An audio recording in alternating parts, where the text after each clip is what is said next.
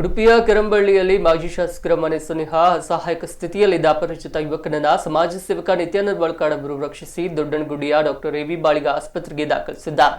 ಕಾರ್ಯಾಚರಣೆಗೆ ಆಟೋ ಚಾಲಕ ಅಜೀರ್ ಸಹಕರಿಸಿದ್ದಾರೆ. ರಕ್ಷಿಸಲ್ಪಟ್ಟ ಯುವಕ ಪರಿಸರದಲ್ಲಿ ತಡರಾತ್ರಿಯವರೆಗೆ ಸುತ್ತಾಡುವುದು, ಹಗಲು ಹೊತ್ತಿನಲ್ಲಿ ಗಿಡಗಂಟೆಗಳು ಬೆಳೆದಿರುವ ಪೊದೆಯೊಳಗೆ ಅವಿತುಕೊಳ್ಳುತ್ತಿರುವುದನ್ನು ಕಂಡು ಸ್ಥಳೀಯರು ಭೀತಿಗೊಳಗಾಗಿದ್ದರು.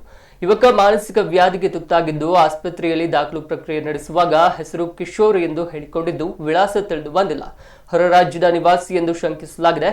ವಾರಸುದಾರರು ಡಾಕ್ಟರ್ ಎವಿ ಬಾಳಿಗ ಆಸ್ಪತ್ರೆಯನ್ನು ಸಂಪರ್ಕಿಸಲು ಸೂಚಿಸಲಾಗಿದೆ.